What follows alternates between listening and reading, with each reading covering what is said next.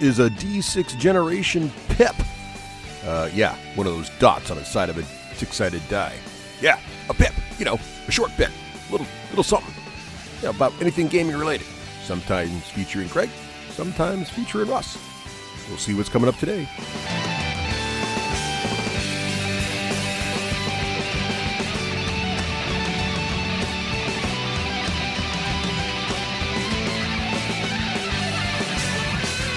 Hey, welcome back to another Pip. Pip. Craig. This is a Pip. Exactly. It's Pip number July. Pip number July. July the second Pip. I wanted to say July the 2nd, but that would imply a date. Yes, which would be wrong. Which would be, since we're well beyond the halfway point in July. Craig, you know what I feel like it's time for? What is it time for, Russ? I feel like it's time for... Wait a minute. Is it time for... Achievement in gaming. It is, indeed. And you know why it feels like that, Craig? Because we are in the newest of our multiple recording environments. That is true. We are breaking so many foundations, so many frontiers. The thing is, when you're semi-retired from the podcasting game, like we are. As we are. You're right, semi-retired. Meaning that we still do stuff. We do it. Just not as much stuff as we used to do. Right. We've recorded oftentimes. Yes. Whilst in the car. Yep. I've recorded several times whilst driving. Yes, I have not done that. But today, we are in a situation where you almost have to do achievements in gaming. Yes. Because we're in my backyard. Yeah. I had my beautiful backyard, by the way. We're enjoying that by a fire pit. Yes. In a responsible, built-to-code stone. I feel like you have to say these things when you're in a public forum. Yes, well, you don't want to take any chances. Like you don't want somebody out there getting the wrong idea. No, and when I'm driving, I'm always like, both hands are on the wheel, which they are. Mm-hmm. I am using hands-free technology, which I am. Yep. So here we are sitting by a safe, built-to-code fire pit. Built-in stone fire pit with a metal liner. On a beautiful July evening. It is 81 degrees, by the way. Just I thought when Russ suggested lighting a fire, I wanted to make sure. Yes or no, checked. It's better with a fire. It's always better with a fire. I'm a bit of a pyromaniac. Now we are seated far enough away from the fire that there's not really a lot of heat going on. Yeah, I want to know what kind of strange chemical accelerant you used, because literally you lit one corner of a block and now there's two giant chunks of wood on fire. Duraflame fire starters. Okay. They are the secret to my success. I've been camping. I cheat all the time with those. Okay, because I'm going to get some of those. And you got a fire. So I buy them by the case at Home Depot. Okay. So, we haven't done achievements in a while. Honestly, It's been kind of a busy summer. It has been. It's been crazy. We did get an episode earlier this month, but we thought we'd be nice to get one more out here before July comes to an end. Yes. Sadly, when August gets here, I feel like the end of summer becomes within sight, which is kind of sad, honestly. Well, when it flips over to August, automatically for me and for parents also, you're in the month where school's going to start again. So I hate that retailers start advertising back-to-school stuff in July. My son, for the first time, is old enough and aware enough that we walked into Target last night, and it's mid-July. It's a little bit past the midway point in July, and he saw the back to school section all up and running. Did he freak out? And he freaked out, and he was angry, as we all are. As adults, we generally suppress that. I'd be more comfortable with Christmas than back to school. I would indeed. Well, usually when they're jumping the gun on things like that, it's a positive, pleasant thing. Yeah, exactly. So, but anyway, we're not here to talk about Target or not. School. Yes, but we are here. Since we're sitting by this lovely fire on a July evening, what would two geeks do? But just chat about what they've been doing. Playing lately, right? So we thought achievements in gaming would be perfect. Yeah. And up first in achievements is, of course, always what games you've been playing lately. Yes. What have you been playing? I've been watching a lot of baseball, which technically doesn't really. That's at best other. Okay, that should be other. That's my explanation. That is why. Are not the kind of game we talk about. That is true, but that is why I haven't been playing a lot. All right. Okay. Mm-hmm. So we've gone through 2 seasons of baseball in the last 4 months, and my son's team has gone into the playoffs both times. And all playoff games, I guess, by fiat in New Hampshire have to be on Tuesdays. Because I think they discovered how awesome Tuesdays are. That's right. We love Tuesdays. Why wouldn't other people love Tuesdays? We invented how awesome Tuesdays were back in the 90s. So I feel like at this point we own that copyright. We should. You have to request. And yet the Little League of New Hampshire has not come to us for any kind of sanction. It took us to get our families to agree to this? Yeah. Never, and then the whole state can't be against us now. No, it's ridiculous. And it hurts. And it puts pressure on every other aspect of my life when I lack that, but my guess that is, nice day. But like any passion, since you were forced to not game on Tuesdays, you probably found nature finds a way. It does. Nature finds a way. How did you work around this problem, which probably plagues many gamers, honestly? Well, let's see. I had Dave come over. So you may or may not remember that I've been living an awful lot of my life this year based on my predictions for the predictions episode. So at this point, you're like, I'm not gaming as much as I want. What are the minimum requirements? Here's what I said I did. So I was like, well, what I said, and now I'm thinking it must have come across as something else because you two agreed to it so quickly. What I meant to say was that I would play at least 12 games among a list of 4. Okay. Right. So from Ice and Fire, Star Wars Legions, Titanicus, and 40K. Of those, adding up all the games I've played, I would have played 12 games of those games. Okay. But you guys immediately agreed to that, and I'm thinking, did you think I was saying 12 of each? Because that would be ridiculous. I hate to interrupt you, but I feel like we missed a trick on this subject matter for this episode. Yeah? Instead of doing achievements, what we should have done was said we're at the midpoint of the year.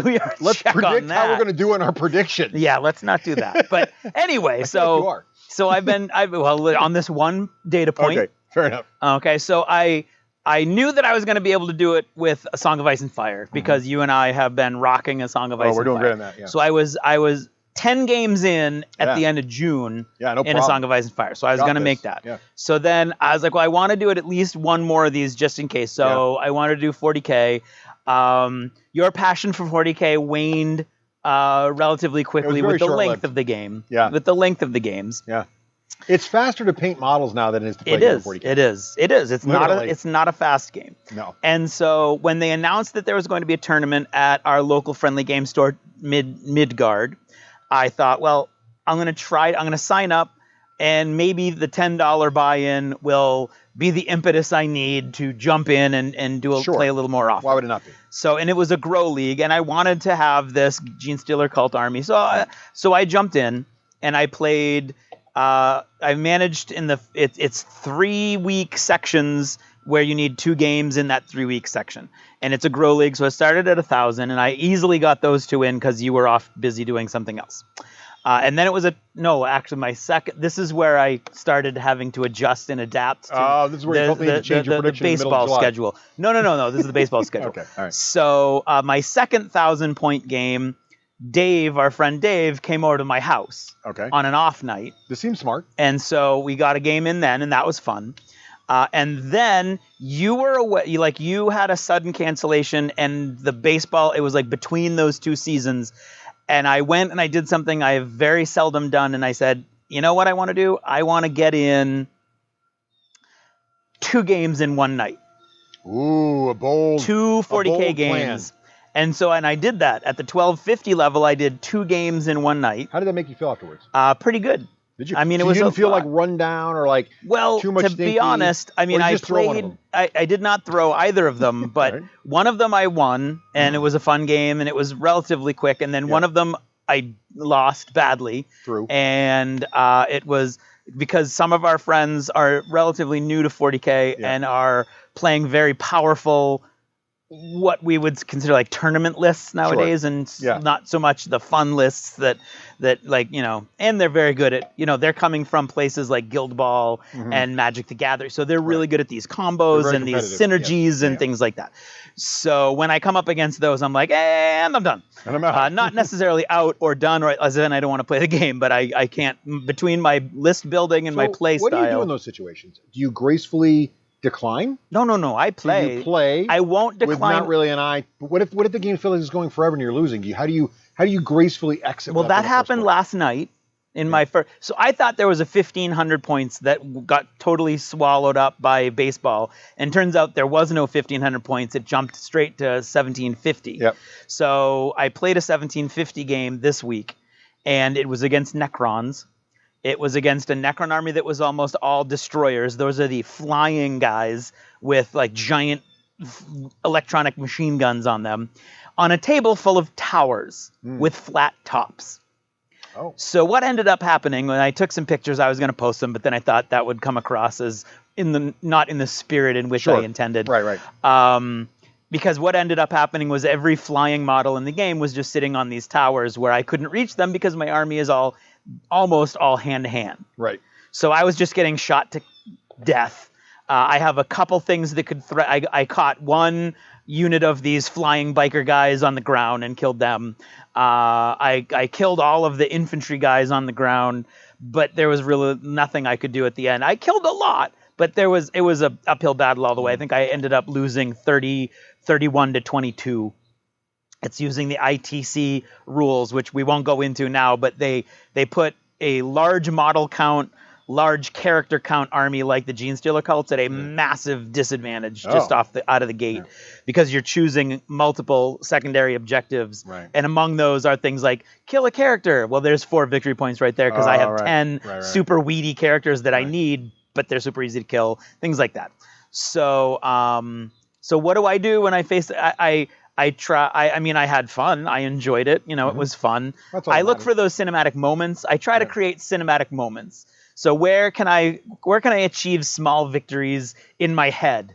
Like if this unit of bikers with giant bundles of explosives come riding in and kill that one unit, then I think that I've accomplished something and it was fun. And I managed a few of those. And 22 to 31 is not a total slaughter, so I managed to pull it off and not pull it off, but pull it out a little bit in the end. So I think you do it. I would say I go from trying to win to accepting that I was going to lose, to try to do my best to close the gap, and then if I can't even do that, then I go for small, limited objectives in my own head that I think would be fun or cinematic and things like that. And so I've had a couple of battles like that. So I did that. That's one way I got around baseball season.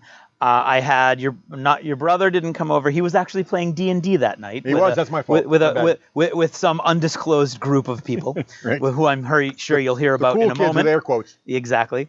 So the others of the low jog, Joe and Pete, came over to my house, and we played A Song of Ice and Fire because, of course, as I think I've mentioned before, I told them I'm not going to buy any more armies, but if you want to buy an army, that would be great. That's cool. Paint it for you. I didn't say that. And Pete said, well, you'll paint it for me. And I said, no, I'm just saying that, they come color coded in their plastic. You did paint it for him, didn't you? I did. He sent it to my house. Brilliant. He bought it. Well played, Pete. He bought it and had it delivered to my house. And I painted it. So that's how we got the Night's Watch that we used at Adepticon. Yeah. So, but he never got a chance to use it. So the show got a good usage out of this. So the show got a good usage of that, which is great. So thank you for the donation, Pete. Yes, Pete, indeed. So they came over. Joe had the Starks and the Lannisters to choose from. He chose the Lannisters. Pete wanted to use his Night's Watch. Pete was doing really well all along. We were using the secret hidden missions game. Yep. That your secret missions constantly churn, kind of like 40K. Yep. And Pete was winning all along, and then Joe just had a series of missions, and finally through attrition just started wiping out units. So eventually he won by 1 point. And then the next day was my son's 9th birthday, and I promised him that, because he loves A Song of Ice and Fire, he loves the Starks. And so I promised him that I would play him a game, and so we ended up playing a game, and I begged him to play the Lannisters so I wouldn't have to set everything up twice, and he was like, okay, and then I felt guilty because it was his birthday, so I put all that away and got the Starks out. We played, and he won. Nice. Yeah. So, and that was my 12th game, by the way, of A Song of Ice and Fire. So you got to pick up the slack in these other games, Craig. It's not going to happen. How many did you say? 3? I named 4 games and said among those games I would play 12 games. And are you trying to play off now that means 12 games total amongst those 4 games? I'm not playing off. And you're not really claiming what you actually predicted, which is 12 of each of those games. I am not, because if you do that math, that's 1 game a week, which we're gonna go none of us are going to do. When it comes time to Christmas, I will fight it. I'm putting in a protest now. You're saying it's fake news. It is fake news. Right. I'm just going to clip the video to the part where you say, I'm going to play 12 games. Anyway. And then I'm going to play the part where you say, in these systems. Oh, so it will be fake news. It'll be undisputed. Indeed, these words were said. All these words came out of your mouth. In a certain order at one point. Did they or did they not come out of your mouth? They did. They did, right. Senator. I have no recollection. That's not in my purview. Please just stick to the question. Don't veer. I don't need extra content. I don't know why this is topical. I don't know. This is in no way political reference. No way at all. No. So and then what else? Well, you and I have still played. We played a few more Song of Ice and Joan of Arc games. Yes, yeah.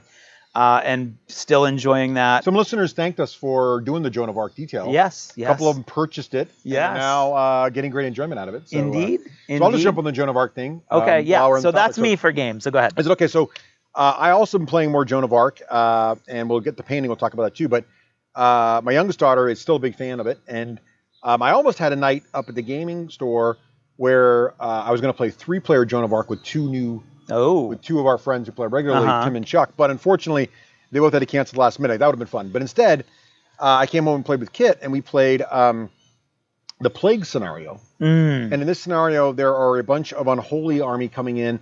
Not very many of them, but they have these little single model, Plague Bearer dudes.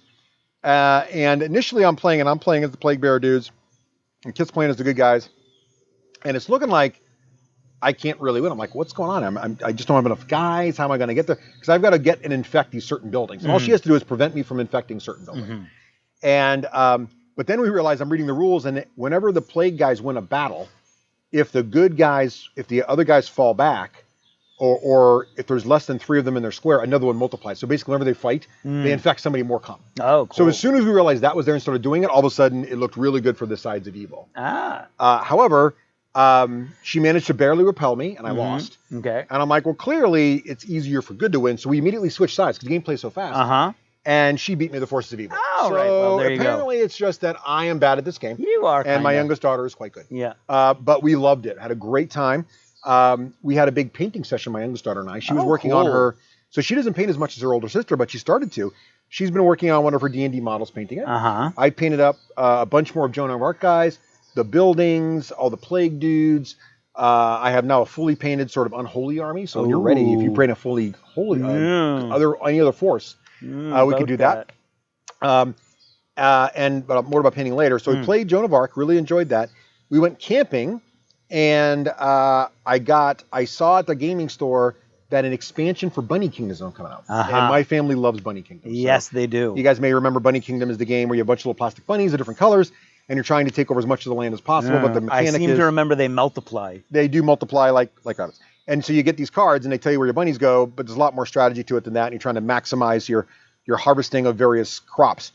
In the expansion, it adds a sideboard, and the fluff of the sideboard is it's a giant flying cloud. Okay. And there's little propellers attached to it and everything, and up there there's little rainbows and unicorns and other things. But basically it's another side game board where another deck of cards gets folded into your first deck for more places you can place bunnies. Okay. But they do a pretty good job of...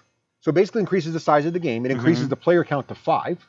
So if we didn't play with 5, but if you'd like to play with 5, you can. Yeah. My oldest daughter's favorite thing is that it created the purple bunny color, which it didn't have before, and her favorite color is purple. So that was a win. Yeah. But also what's really interesting is they actually take advantage of the fact that what you're supposed to be imagining is this cloud is floating above the traditional board. So there are some mechanics where you can have resources in the cloud, and if you get the right cards to create chutes, you can actually drop the resources from the cloud to the ground, giving you bonus scoring on the ground. So there's some neat mechanics there. Adds a little bit of fun to it, but doesn't add any extra complexity to the game much, which I liked. There's a little bit more complexity, but not much. And I think that's what makes Bunny Kingdom so much fun is it's not super complex. The only fiddly bit in Bunny Kingdoms is doing the actual math when you score, because it is a lot of math. But really still enjoyed that. We had a great time with it. Another big hit. Then we also played a lot of Dungeons and Dragons. So, yes. With the summer here, my oldest daughter is... The time is right for dancing in the street? The time is right for Dungeons and Dragons, apparently. So my oldest daughter is working. My nephew now is working.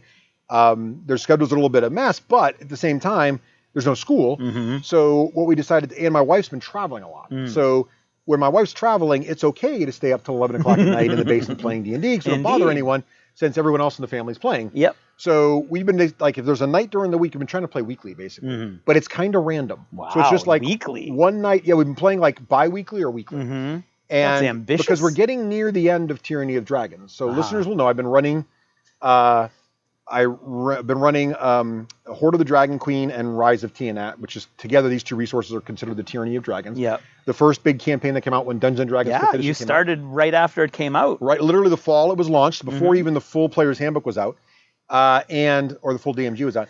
And that's on its 5th year anniversary. And I just realized that I've been playing with my daughters. My daughter is 16 right now. Yep. So my oldest was 12, my youngest was 11, my niece who plays was 10. So these kids have been playing since they didn't really know what Dungeons & Dragons literally was. grew up playing and they've this grown up campaign. their teenage years with Dungeons & Dragons. That's and awesome. What's neat about it is I thought for sure any minute they would just be done with it. Yeah. And that's one of the reasons I just grabbed an off-the-shelf campaign, because A, it's less work for me to play, and B, it's got everything someone who's never experienced Dungeons & Dragons before, Forgotten Realms, but more importantly, it's got dragons and it's got dungeons. There you go. So how can you be wrong? You really need the two of those. So you do.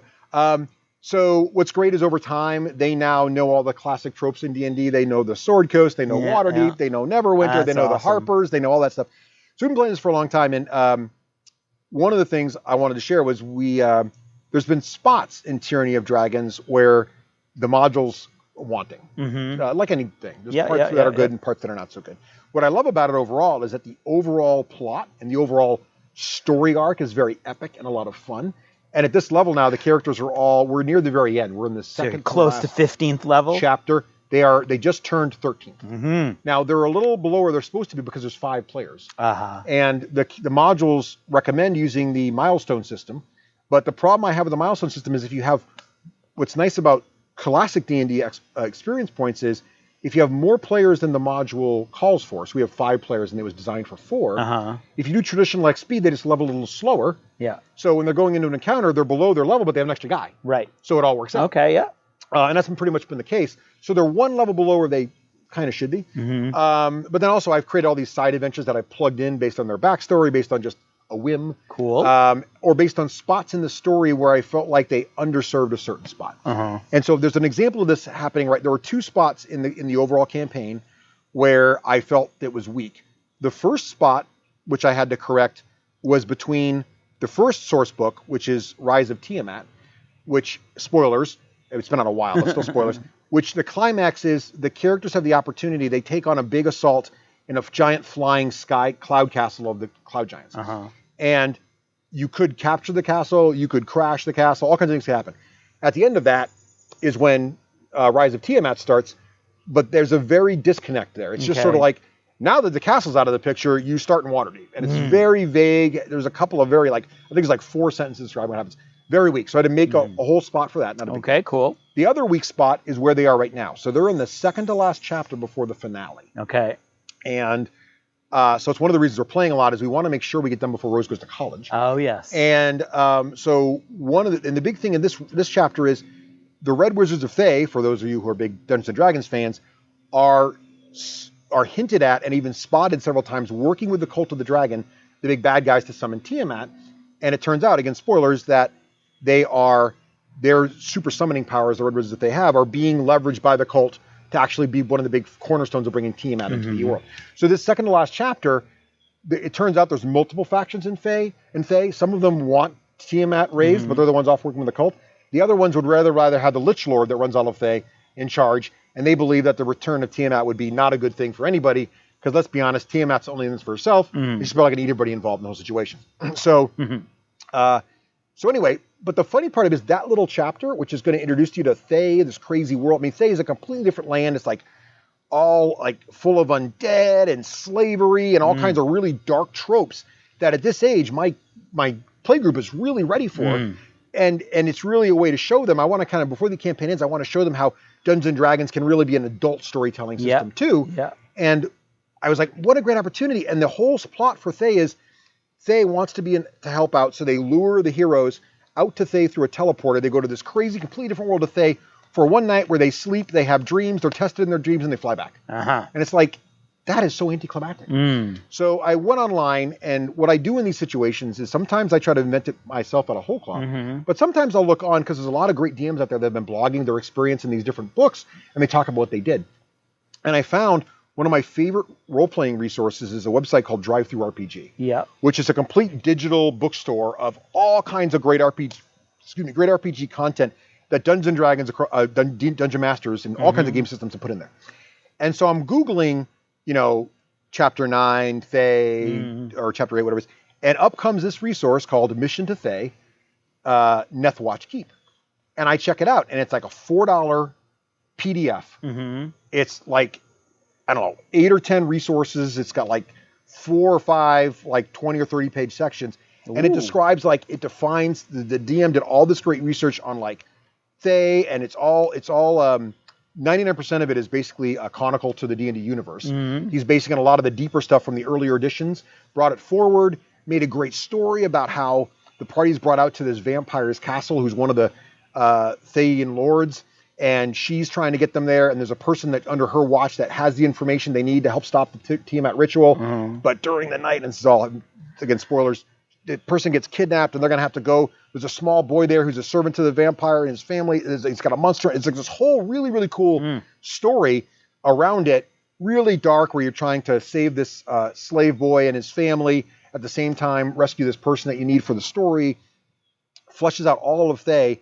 I love it. So I grabbed it all. The only problem with it is it's written in such a way that this guy, just really smart dude, did a lot of great research. Everything's in there. He's got maps. He's got the monster stats. The only thing is it's all just presented in narrative format. So there's no way to just reference it as a Dungeon Master and go with it. So I've got to take that and do the prep work to kind of make it, prepare all the encounters, get all your put it all in and everything in one place. So I'm doing all that. But otherwise, I really like it. Cool. And I'm able to tweak elements of it to bring in my characters' backstories. So a lot of fun with that. And I just started the beginning of it where they got to the vampires thing, and she's welcoming into dinner, and they're figuring out she's a vampire. And she's kind of slowly sipping the soup like she enjoys it, but one of them made a perception check, and they know she's not drinking it, and they suddenly notice that her wine's a little too viscous, fun things like that. So they're in this, meanwhile, there's this little servant boy saying, I'm better off than them's down in the slave pits. Please, sir, can I get you anything? I'm totally doing Oliver Twist. It's been great. So a lot of fun with that, and they're having a great time. So D&D, I can't overstate how much fun I'm having with my family. It's a great excuse to spend time with my brother and my niece and nephew, as well as my daughters. If there's any way you can get D&D going with your family, strongly recommend it. It's been a blast. And we've already all said, I've been using Roll20.net as my dungeon mastering tool now because it's really good at remote play. And when they go to college, they're still planning on... We've actually already got another campaign set up in my same universe, so we're going to see what happens with Tiamat. She could rule the plains, and it'll be them trying to get her out. Or they could banish her. Oh, my favorite part is they just started a merchandise line in Waterdeep. So because they're becoming famous as the saviors of the Sword Coast, self-branded, they created a line of drinking vessels, each themed after the different characters. So for example, the ranger who has a wolf named Surge, she has a mug with a shot glass, so you can do a surge shot after you drink. So they're merchandise whole thing. And the best part is I just got the Acquisitions Incorporated. I just got the Acquisitions Incorporated Dungeons and Dragons supplement, which is based on the Penny Arcade podcast about it. But Acquisitions Incorporated, their whole shtick is they created a company out of their D&D campaign. And so this new supplement is full of great jokes from Penny Arcade and great art from Penny Arcade. But it actually has tables and rules for let's say you wanted to spend a day schmoozing for marketing contacts in the city of Waterdeep. So I'm literally rolling on this table. Very nice. It was awesome. So, and there's rules for competitive merchandising coming in and knockoffs.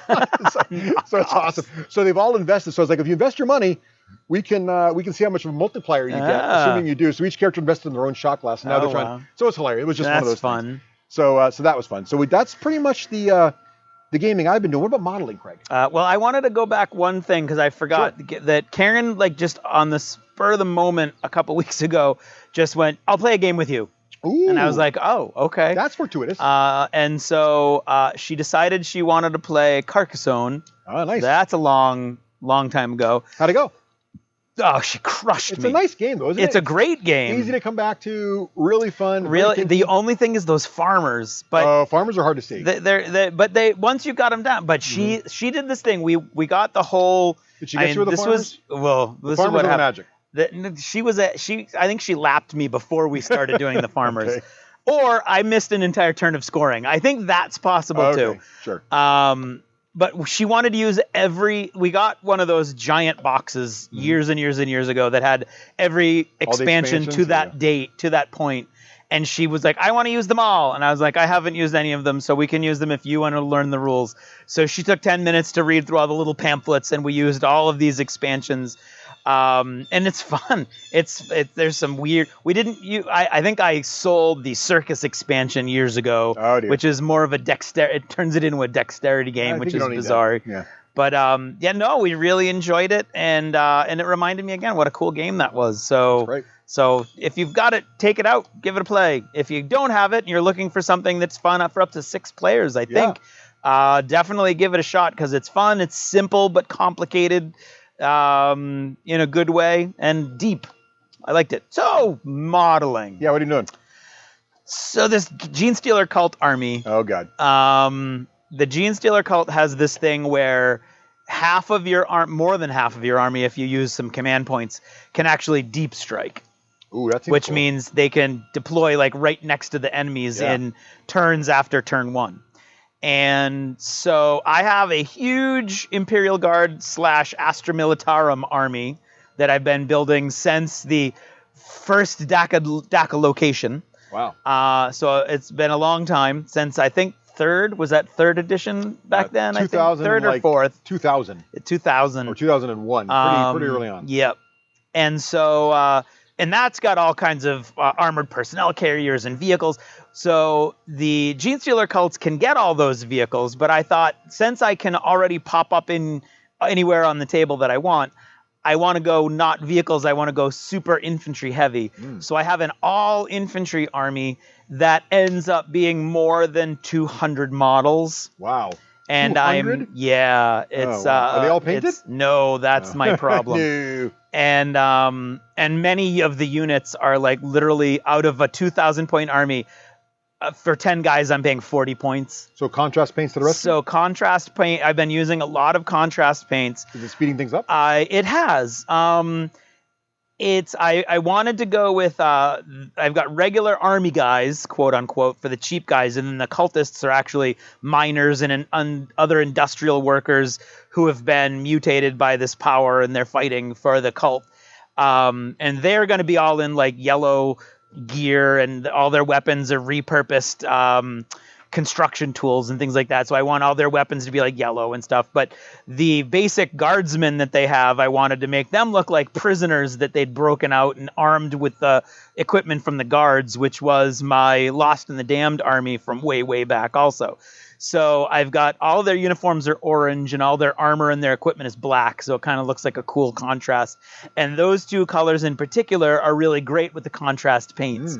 So the Magus Purple is an awesome flesh for the Gene Stealer cults because they're purpley mutated guys. And then just one coat of the contrast, deep orange, makes a really cool prison jumpsuit look. And then one coat of the black gives a nice dark highlighted dark gray, and then one other pass with the black on higher armor areas gives us a true black.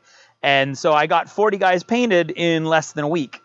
And then I just started to feel the pressure of having so many guys, and I was like, oh wait, Joan of Arc has a lot of terrain. I'll paint that. And I just stopped and I started painting that.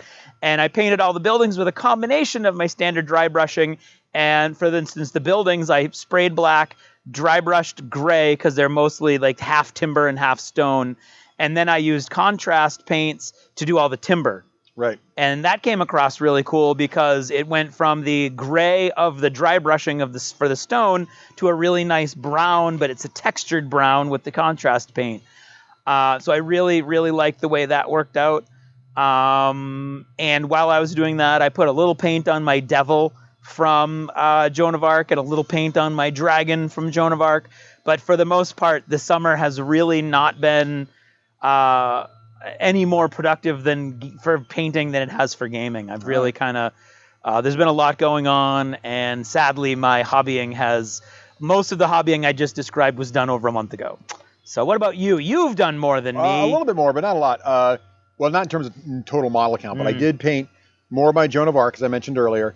I also painted the Joan of Arc dragon. Yes, that because there was huge a dragon. moment in our D&D campaign where I really needed an ancient-sized blue dragon. Yeah. And so I painted the Joan of Arc dragon blue, and what I did was I wanted it done rapidly. I wanted it to look good, Yeah. but I also kind of rushed it, honestly. But I decided to try the contrast paints with it, with my airbrush. So what I did was I You airbrushed did like a hybrid version. Yeah, so when I've been experimenting with contrast paints, I wish they were a little darker, but I still like the tonal quality of them, Yeah. sort of the wash-like look. So I didn't want to just put it on super heavy, plus it was a lot of model to cover. Yeah. So instead what I did was I took my airbrush and I airbrushed the main body a very light blue, and I airbrushed the wing sections like a light tan. And then I did all of his spikes on his back, that light tan also. Then I took the contrast paints and a nice big brush. And by the way, GW has some new nice, I guess, I don't know how Do they? I don't know. I just discovered them. They have great new fan dry brushes, and they also have new sort of wash and sort of like tank brushes. Yep. So, but they don't call them that, but they're the same sort of thing. They're the same size. So I grabbed a bunch of those, like 2 or 3. And I contrast painted his whole body blue, and I contrast painted his wings this sort of brown, and I really like how it looked. It gave nice. Yeah, no, it does look great. I could probably use another pass with some detailing, but I really like how it came out. And the great part was it's a perfect scale, and they say this in the Joan of Arc Kickstarter. It's really a perfect scale for 28 millimeter. Yeah, because it's so big. It's like huge, way big. It's like God-sized in the Joan of Arc game. Yeah, but in a D&D size game, it's the size. It looks like it's too big for D&D, but if you look at it carefully, it's really not. Just the wings are fully extended. Yeah. But if you look at like our Gargantuan Wizards of the Coast Dragon model, the heads are the same size. The tails are the same size. The pose is just more compact. Usually they pull the wings in so you can pack it without taking the wings out. Yeah. So I did glue the wings in, but love how it came out. I was really happy with it, and it had the desired effect in my game. Oh, I'm sure. Because we put it on the table, the players all realized. They said, "Is that the right size?" I'm like, "Yep," and they all realized it was ancient. And they decided that discretion was a better part of valor, and they did some sneaky tricks on it. Meanwhile, I also painted up some other D&D figures. So I'm loving. I really like the new. They're not really new anymore, but the Wizards of the Coast D&D miniature line where they're all pre-primed, all the grays. Yeah. Beautiful poses. I love all the monsters. I love the characters with like the little clear plastic for the spell casting and the glowing weapons. And so I painted up a Bone Devil, and I'm starting to collect like the major protagonists and antagonists from my campaign. So whether or not they're actually in the book or they're things I made up that added. So there's a Bone Devil that sort of had some interesting points of activity. So I painted up. I love the Bone Devil model. He's great. And I painted him up. I painted up. I helped my youngest daughter start painting a new model for her druid. And then I painted up some dwarves as well, who will be making an appearance later. So having a great time. Cool. I'm finding D&D is really I'm getting my gaming outlet in. Yeah. Even though I'm not able to get it to Tuesdays as much because of work and other things, but I'm able to get a lot of things I got out of the miniature games. I'm able to paint and do other stuff. So that's that. And then what about other, Craig? What about shows and books and stuff? Well, let's see. I found, and you know what? I have my phone right here. I had this recommended to me. Galaxy Outlaws by J.S. Morin. Yes, I started listening to that a while ago. One of our listeners recommended that one. Yeah, oh, was it? Yeah, because Dave recommended it too. The deal is, for Audible, it's a crazy deal. It is a crazy deal. 80 hours for 1 credit. I know, it's ridiculous. Because you get the entire series for 1 credit. And it's light reading. It's not deep. Shakespeare or even like Game of Thrones or anything like that. But I really enjoy it. I like the characters. I like the adventures. It's more of a pulpy adventure kind of story. Kind of Firefly pulp. It is very much Firefly / Star Wars. Yeah. That's 100%. It's like it reads as very well written Firefly / Star Wars fan fiction. Yeah. Is what it reminds me of. With a little Dresden thrown in. Why not? And because why wouldn't you? And there is one space wizard. There is a space wizard. Actually, there's several space wizards. Yeah. and their whole conclave reminds me very much of the Dresden world. So I've been really enjoying that. When Dave said get it and like read, listen to one every now and then between other books, and I was like, okay, I'll do that. But then I just started listening to it and I haven't stopped. There you go. And I think I'm only halfway through. And the awesome part about that is that my credits are just slowly piling There you go. up You'll be ready in for a my, bunch of short ones. Yep. I like that when that happens because sometimes there's some short books I really want to read. Yes. But they're not quite like a 10-hour book. It's not really, doesn't feel credit worthy. Exactly. But if you got a pile of them, you're like, I might as well. Yeah, exactly. That's exactly what I'm hoping for. Right. Sweet. And the Bobaverse books. The Yes. guy who wrote the Bobaverse books just came out with another one that's not in that universe, and it's a shorter one. It's like 11 or 12 hours, and it was at the sale this week on Audible, and so you could get it for a credit, but why would you? Because you could buy it for $5, and that's what I did. So I bought that. So I have that for later. This smoke is choking me. I am. Yeah, it's very smoky today. You know what happened? I apologize. At the fire pit here, you have to say White Rabbit 3 times. White rabbit, white rabbit, white rabbit. Yes, we all learned that at Girl Scout camp. So one of the things... I've never been to Girl Scout camp. Well, I don't have any girls. Oh. So... It's literally coming right into my face. We had torrential rain and my wood wasn't properly covered, so I feel like my wood is... it is smoldering rather than burning. We can move our chairs a little farther away. If you wait a minute. Give me... The White Rabbit seems to be working. It's like magic. It really is. So I've been listening to that and been really enjoying it. Let's see. Stranger Things 3 came out. Loved it. What'd you think? I loved it. Yep. I Do we need a spoiler warning? No, I'm gonna try to. Right. Well, potential spoiler warning, but I'm gonna try not to spoil. Light spoiler anything. alert. Light spoiler alert, maybe. I just love the way every season I feel, and I know that it's got its detractors and nothing's perfect, but I feel like every season they manage to grow these characters, strengthen the characters, add to the plot without just like retreading things that happened previously. And so I found this whole season very satisfying.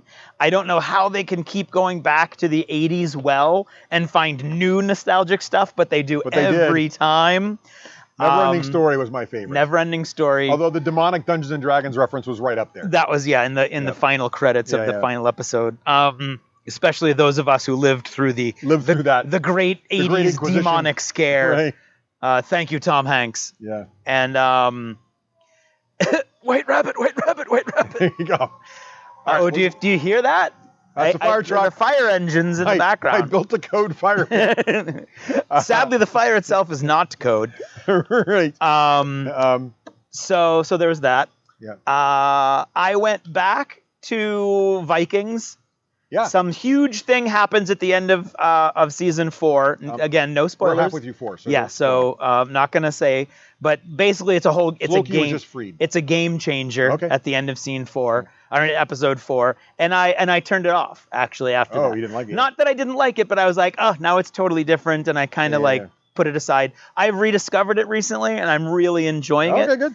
I think I've talked about Lucifer. I recommended that you go back and give it another try. My daughter, my wife, all of us like Lucifer. Yeah, I love Lucifer, so I'm really enjoying that. Did not know that was a comic book written by Neil Gaiman, among others. Oh, wow. So that makes a lot more sense now. Yeah, it does. I don't know if we've talked since Good Omens came out, but Good Omens was phenomenal on great. Amazon. I love that. Great tribute to the book. Crazy cast. Oh yeah, perfect just cast. Unbelievable. Flawlessly cast. Yep. And the choice of the Queen music. Indeed. Brilliant. Indeed. Brilliant. Yep. So sure, you want to change seats? let's change seats. Are you okay? Chair. I'm fine. But I'm just going to slide to the left slightly here. So this is going to be on air. We're going to hear a little bit. Yeah, look at that. I think we're going to be fine. Yeah. You got enough range? Okay, there you go. Yeah, let's move this over here. We're just sliding some chairs around here. There we go. The old fire pit. Look at that.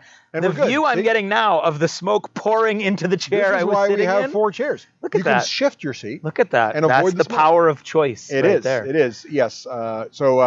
So Good Omens was amazing. So Good Omens was amazing. Great ending. And then let's see movies. Did you see Spider-Man: Homecoming? I did see No, this is funny because at your brother's 4th of July picnic, right? Yeah. Cookout and fireworks extravaganza. Yeah, all legal. All legal. Yeah. In New Hampshire, live free or die. Right.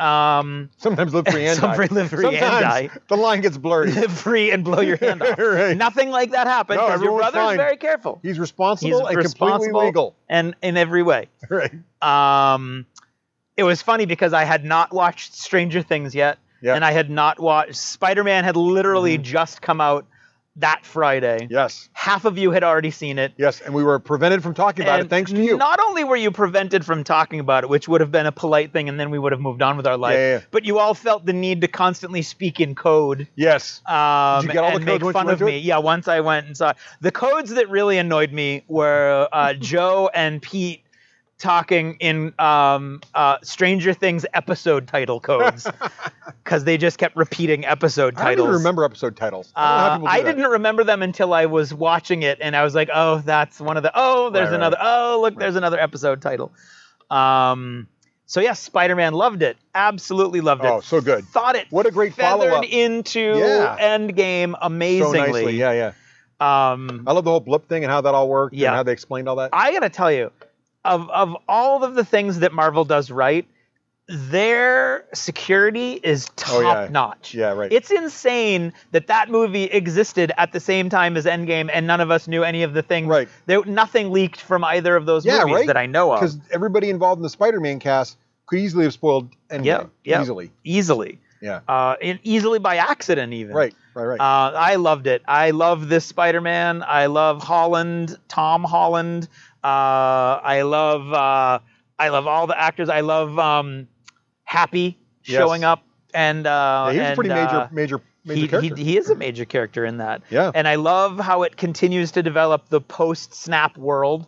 Yep. The blip, as they call it, right? Is that what they call it? I need White Rabbit myself. Now you're getting smoked out. The blip that you called the blip. Yep. And they had a nice explanation for the people who blipped, didn't age. Yep. Well, the people, because they came right back to where they were, which I thought was really clever. Which they had some awesome footage of people who, it was cheerleaders who disappeared, or it was the band. Yeah. During the snap, there was a band performing in the gym. Yeah. And when they all blipped back, there was a basketball game being played. They just ran into.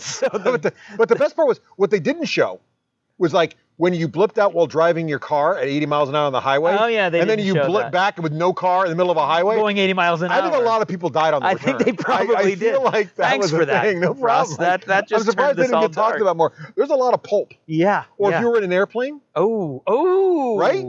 Right? That's a good point. You're just falling. Yeah. There's no plane there anymore. Oh, that's true. Yeah. There's thousands of people probably. There were issues. Many people still died thanks to Thanos. It wasn't all rainbows and sunshine. You were out deep sea fishing. Oh, funk right into the water. Awkward, right? Wow. Okay. Yeah, you're in the subway, and now there's no train. You just hit the third rail. I mean, these things are going to hurt. These things are going to hurt. I am impressed that your brain went and through all of that. I'm just saying. But it's not really a plot hole. It's just really there are a lot of places. It's a dark corner that they didn't examine. That's right. You don't want to look there. Maybe like there's some kind of safety snap that's well, maybe we should lower you from 10,000 feet to on the ground. Maybe there was somebody who was on a pole with some kind of weight limit. And then the pole has been removed because it was a temporary pole, and they come back. What about all the people on a cruise ship? These bodies dropping into the ocean from 10 stories up. Right. Wow. It's trouble. Okay. Thank you. Thank you for that. A lot of people still died. Really, thanks to the Avengers' incompetence and Thor's inability to aim for the head. It's really the whole problem. I mean, it is. Well, and I mean, to be fair, he punished himself. He did. Yeah. But I love Spider-Man: Homecoming. I love. My favorite Spider-Man's always been my favorite hero, and my favorite Spider-Man is when he's still a teenager. And they do a really good job. This movie in particular, they did a really good job with him fighting his teenage social peer pressure and all that, and his friends. I love the foil amongst his group of students. The kid that hates him but loves Spider-Man. Yes, that's awesome. Yeah, right. No, so much good stuff there. Also, I love the little, and I know the spoilers here, but I love the little video montage to the Avengers at the beginning. Oh my God! The classic YouTube sort of high school thing. That was hilarious. That was awesome. So much goodness there, and they set up lots of cool future stuff. They did. It was all awesome. Yeah, because the end credit thing. Oh my God! Did you say to the very end? It was huge. Yeah. That was that was such a dark ending. It was oh my God. Yeah. Because I wonder I don't think that's ever been done in any of the previous Spider-Man movies series. Not yet. And this is the MCU we're talking about, right? So it's going to be developed. Yeah, spoilers, but it was hard. So Spider-Man. What else did you see? You hit all my stuff, so we're doing both together. Yeah. Ice cream truck.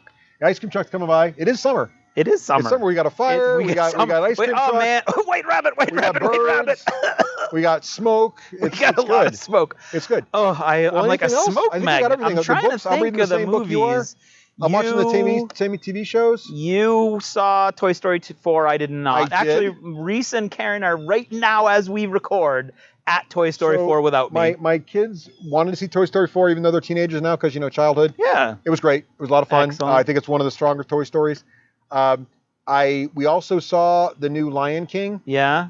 Pumbaa and Timon again saved the film. Were they terrifying? No, actually not. The pictures look like they're terrifying. It doesn't work good in pictures, but when they're animated, they're fine. Yeah. Their lines were great. They tweaked the jokes slightly so they were new and fresh. Okay. Still though, like Disney's got this thing, and I'm not sure what they're doing, but in the live action shows, they're not picking. I mean, I know there's some strong ones, but they're not picking like Broadway caliber singers. Oh. And this, like, Be Prepared is a great villain song. Yes, absolutely. It's terrible. Oh. I mean, it's who's playing the part? Well, first of all, are they going? They're going with well-known actors, aren't they? As opposed to singers. But he's I forget who does Scar now, but he's no Jeremy Irons. Yeah. Like, can't do it. You can't pull that off. I mean, there are very few Jeremy Irons. Well, but they got James Earl Jones back for Mufasa. That's true. Which is the right call. Yep. But, like, the songs. And he doesn't even have a song. It was the same problem with live action Beauty and the Beast. I couldn't like it because Hermione Granger can't sing. No, she cannot. So that's a problem. Yeah. And so, like, you can't. I mean, it's a weird choice to go with big name faces as opposed to voices. Well, and the weird thing about Lion King is you could have a different voice singing than acting, just like you do in the animated show, because you can't see them. Right. So you could have pulled it off and done the same thing, but they didn't. Which they do in the cartoons. Yeah, exactly. Very seldom is it the same person. So I was sad about that because The Lion King is such a great movie. But anyway, so I don't like Disney's whole live action kick. No, it seems I'm looking forward to Maleficent though. I like the first one. Yeah. The second one trailer looked good. The new Pixar movie coming out. Have you seen this? Yeah, no. But there's like Onward? orcs and elves. Yeah, Onward in the modern world looks kind of fun. Okay. So looking forward to that. Cool. But that's are there any other geek movies out there right now? I feel like I'm forgetting something and I can't think of it. No, I think How do you feel about that? Well, of course, SDCC was just last weekend. Yeah, a lot of announcements. Yeah. How do you feel? I'm not sure about Love and Thunder. Yeah. I'm trying to like that. I'm trying to be okay with that. It could be okay. I do like As Guardians of the Galaxy. They were hinting they weren't going to go that route, and now they have. Oh, did they say that? Yeah, they showed all the logos, and one of the logos is As Guardians of the Galaxy. Is it really? Yes. And that looks great, because they're setting up for it. I mean, he's on the ship with As Guardians and Guardians of the Galaxy. Is that Guardians of the Galaxy 4, or is that something else? I think it's... I think Guardians of the Galaxy 3. As Guardians of the Galaxy is different than Guardians. I don't know. Really? I don't know. Oh, yeah, you don't know. They just showed logos. You don't know. They just showed logos. You don't know. That's the danger of Russ. To your point. Is he speaks with complete and total confidence things he doesn't know. They're super good at secret. They are. So they're only going to tell you what you want to know. But SDCC was like huge. Didn't they just announce like 22 more titles? Well, that's right. And they just showed like a giant sheet of logos. Right. And you have to kind of figure out what they mean. Well, they talked about a lot of them. Okay. Like Love and Thunder. Okay. I'm not sure how I feel about Natalie Portman as Thor. Yeah, I mean, I don't know. I mean, she could probably pull it off. I just don't. It's not a female thing. It's just like there are probably different Natalie female Portman Thors. is not. Yeah, she's not. She is not the first. She's not on the list of the first 10 names when I think of strong female, strong actresses. I'm feeling like some of the people from Game of Thrones would be better. Yeah, I think so. But is that because they were on Game of Thrones? Yeah, do you think? Because they're typecast. Maybe? Yes. Yeah. Oh, okay. right there. I'm just going right there. You went right for it. I did. But yeah, so I mean, I think it's interesting. I think Doctor Strange and the Multiverse of Horror, that looks good. the Multiverse of Madness. Yep. They're saying is going to be the first horror movie. So it's an interesting. I think what they're trying to do is they're trying to do that thing that a lot of franchises do in books and TV shows, also things like that, where they're trying to branch out into different genres.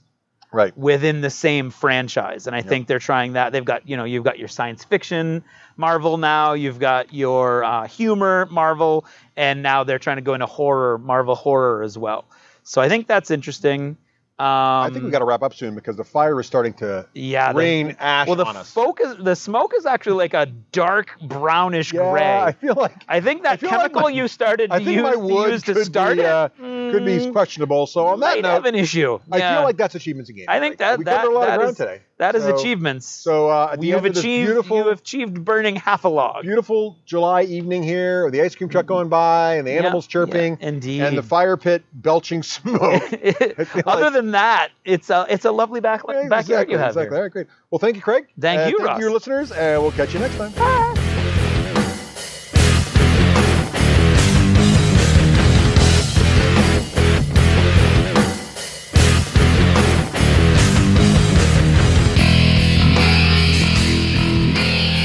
Achievement unlocked!